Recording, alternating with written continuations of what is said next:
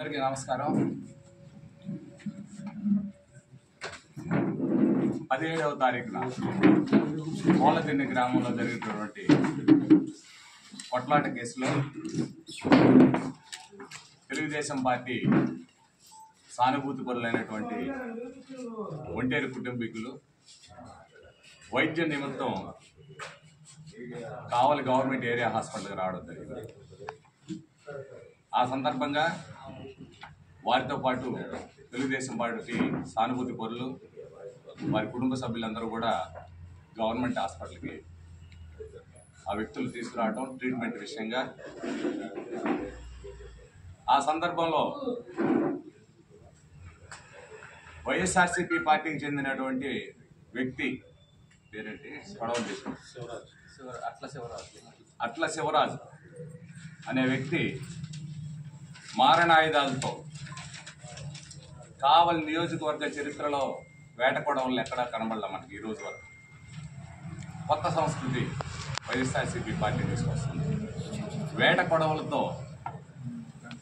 Government హాస్పిటల్కి వచ్చి దాడి చేయబోతున్న సందర్భంగా అక్కడ ఉన్నటువంటి వారి బంధువులు వారి సానుభూతి పరులు ఎవరైతే ఉన్నారో వారు అడ్డుకోవడం జరిగింది.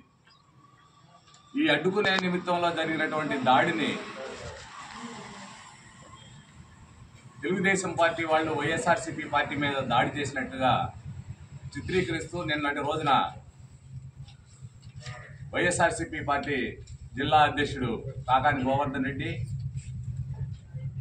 కావలి మాజీ శాసనసభ్యుడు రామిరెడ్డి ప్రతాప్ కుమార్ రెడ్డి గారు వీరు హాస్పిటల్కి రావడం జరిగింది. హాస్పిటల్కి వచ్చిన సందర్భంగా ఎవరికైతే గాయాలు జరిగినాయో మీ పార్టీ సానుభూతి పరులు మీ పార్టీ నాయకులు అనుకునే వారిని పరామర్శించండి, తప్పులేదు. అలాగే తెలుగుదేశం పార్టీ ఎవరైతే సానుభూతి పరులు ఉన్నారో దెబ్బలు తగిలి ఉన్నాయో వారిని తెలుగుదేశం పార్టీ వారు పరామర్శించవచ్చు, తప్పు కాదు. కానీ మీరు అక్కడ ఏర్పాటు చేసినటువంటి ప్రెస్ మీట్లో మీరు మాట్లాడినటువంటి భాష ఒకసారి అందరూ కూడా మీరు గుర్తు తెచ్చుకోండి. 2019-24 మధ్యలో మీరు ఈనాటి తెలుగుదేశం ప్రభుత్వం ఆ రోజున ప్రతిపక్షంలో ఉన్నటువంటి పోలీసు వారిని అడ్డుపెట్టుకొని తెలుగుదేశం పార్టీ శ్రేణుల మీద దాడి చేసి తిరిగి తెలుగుదేశం వారి పేరు మీదే కేసులు కట్టినటువంటి విషయం ఇక్కడ ఉన్నటువంటి మీడియా మిత్రులందరికీ కూడా తెలుసు. 2019-24 మధ్య జరిగినటువంటి అరాచకమైనటువంటి అవినీతిపరమైనటువంటి ఒక 164 సీట్లు భారీ మెజార్టీతో కూటమి ప్రభుత్వాన్ని గెలిపించడం జరిగింది. ఈ సందర్భంగా మన కావలి నియోజకవర్గం శాసనసభ్యులుగా కృష్ణారెడ్డి గారు భారీ మెజార్టీతో గెలవడం జరిగింది. ఆ రోజు నుంచి ఈ రోజు వరకు కూడా మేము కక్ష తీర్చుకోవాలనో పాత కక్షల్ని గుర్తుకు తెచ్చుకొని వారి మీద మేము పగ తీర్చుకోవాలనో మేము ఏ రోజు కూడా అనుకోలేదు. మా నాయకుడు కృష్ణారెడ్డి గారు ఏ రోజు కూడా మమ్మల్ని ప్రోత్సహించలేదు. తెలుగుదేశం పార్టీ అభివృద్ధికి సంక్షేమానికి పెద్దపీట వేస్తూ ప్రజలందరికీ మనం అండగా నిలబడాలి. వారు చేసినటువంటి దౌర్జన్యాలు మనం చేస్తే తిరిగి మన పార్టీ పరిస్థితి కూడా ఏ రకంగా ఉంటుంది అని చెప్పని ఎప్పటికప్పుడు మా కార్యకర్తల యొక్క మనోభావాలు దెబ్బతింటున్నప్పటికీ కంట్రోల్ చేస్తూ వస్తున్నటువంటి నాయకుడు మా నాయకుడు కృష్ణారెడ్డి గారు. ఈ రోజున పోలీసు వ్యవస్థ చట్టం తన పని తాను చేసుకుపోతున్నట్టుగా పోలీసు వారు వారి యొక్క డ్యూటీలు విధి నిర్వహణలో ఉన్నారు. వారి మీద ఎటువంటి ఒత్తిడి అధికార పార్టీ నుంచి లేదు. గత 5 సంవత్సరాల కాలంలో మీరు అధికారంలో ఉన్నప్పుడు పోలీసు వ్యవస్థ మీ ఇంటి ముందు జీ హుజూర్ అంటూ మీకు సలాములు కొట్టుకుంటూ మీరు చెప్పిన వారి మీద కేసులు పెట్టుకుంటూ మీరు చెప్పినటువంటి వారికి దండ అందిస్తూ మీరు చేస్తున్నట్టు అవినీతికి అండదండలు అందిస్తూ చేసినటువంటి విషయం కావలి పట్టణ ప్రజలందరికీ, కావలి నియోజకవర్గ ప్రజలందరికీ, రాష్ట్ర ప్రజలందరికీ కూడా తెలుసు. అందుకనే 31,000 పై మెజార్టీ ఇచ్చినటువంటి కావలి నియోజకవర్గ ప్రజలందరికీ ఈ రోజున ధన్యవాదాలు తెలియజేసుకుంటున్నాం. ఒక నియంత పరిపాలన నుంచి, ఒక నియంత దగ్గర నుంచి రాష్ట్రాన్ని కాపాడుకున్నాం. అదేవిధంగా కావలి నియోజకవర్గాన్ని కాపాడుకున్నాం. ఈ రోజున కావలి నియోజకవర్గంలో అభివృద్ధి పరుగులు పెడుతుంది. ఈ అభివృద్ధిని చూసి తట్టుకోలేక అవాకులు చవాకులు పేలుతున్నారు. ఈ రోజు నుంచి జరిగినటువంటి దాడికి మూల కారణాలు ఎత్తుక్కోండి. మా మీద తిరిగి దాడి జరిగింది. ఈరోజు అధికారంలో ఉన్నా కూడా మా మీద కేసులు పెడుతున్నారు. ఈరోజు మేము అధికారంలో ఉన్నా కూడా ఇటువంటి పోలీసు వారికి స్వేచ్ఛ ఈ రోజున ఉన్నటువంటి స్వేచ్ఛ ఆ రోజున కనుక మీరు ఇచ్చినట్లయితే ఆ రోజున మీరు మారణాయుధాలతో దాడి చేసి ఒక వ్యక్తిని చంపబోయేవారు కాదు.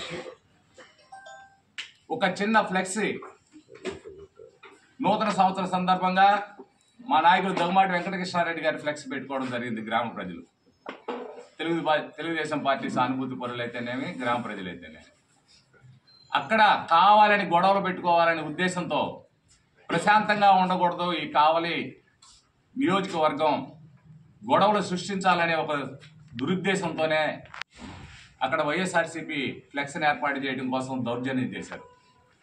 అక్కడ దాన్ని అడ్డుకోవడానికి కార్యకర్తల మీద దాడి చేశారు. ఆ దాడి పర్యవసానమే నిన్న గవర్నమెంట్ హాస్పిటల్లో జరిగినటువంటి విషయం.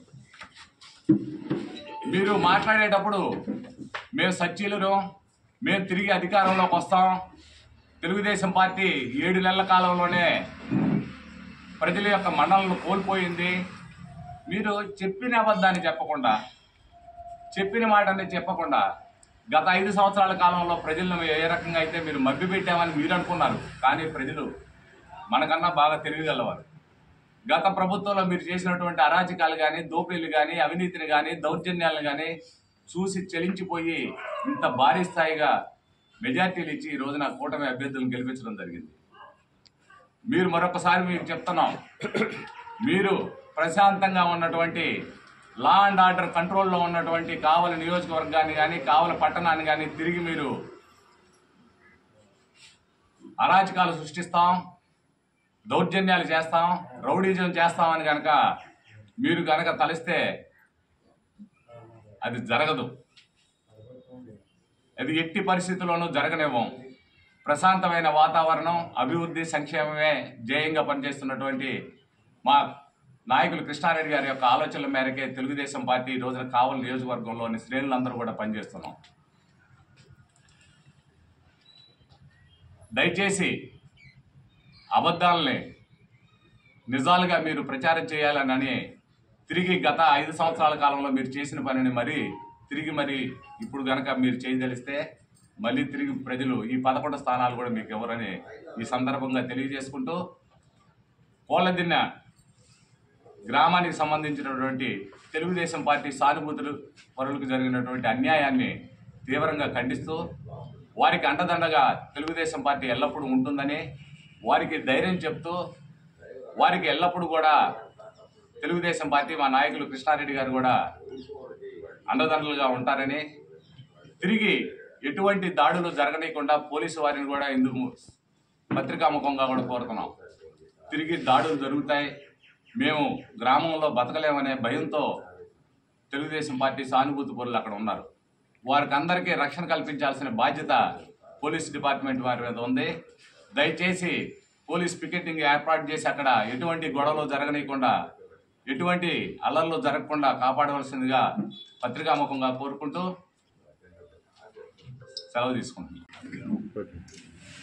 అందరికీ నమస్కారం. మొన్న జరిగినటువంటి కోళ్ళదిన్న సంఘటనలో తెలుగుదేశం పార్టీ సానుభూతులనే కొట్టి మళ్ళీ ఏడకొచ్చి ఇద్దరు సత్యహరిశ్చంద్రులు మాట్లాడుతూ ఉన్నారు. కావల్లో ఒక ఆయనేమో దుగ్గిరాల కరుణాకరం చంపినారు ఒక ఆయన, సర్వేపల్లిలో నారాయణ చంపినారు ఒక ఆయన.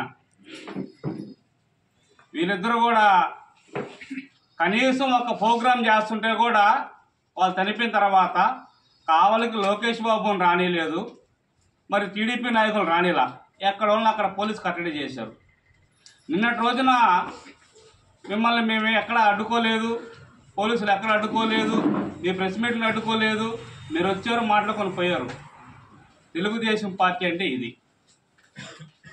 కావలి ఎమ్మెల్యేగా గెలిచిన దగ్గుమాటి కృష్ణారెడ్డి గారు మొదటి రోజు నుంచే తన మార్కును అభివృద్ధి వైపు ప్రయాణం చేస్తూ ఉన్నారు.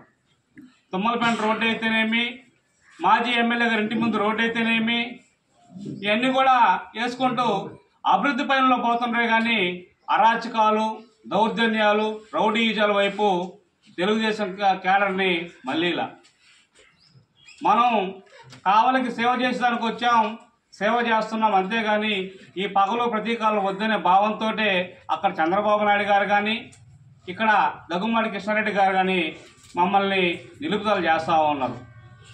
ఇదే అరాచకం ఇదే కొనసాగితే తొందరలోనే తగిన గుణపాఠం చెప్తామని కూడా తెలియజేస్తా ఉన్నాం. ఇంకో సందర్భంలో కానీ కోలగిరిలో కానీ మరి కావలి నియోజకవర్గంలో కానీ ఇటువంటి పరిస్థితులు కానీ తెలుగుదేశం పార్టీ కార్యకర్తల మీద చెయ్యబడినా కూడా మాజీ ఎమ్మెల్యేకి మరి మాజీ మంత్రి కాకాని గోవర్ధన్ రెడ్డికి కృష్ణారెడ్డి దెబ్బెట్టడంతో చూపిస్తారని చెప్పి తెలియజేస్తాం.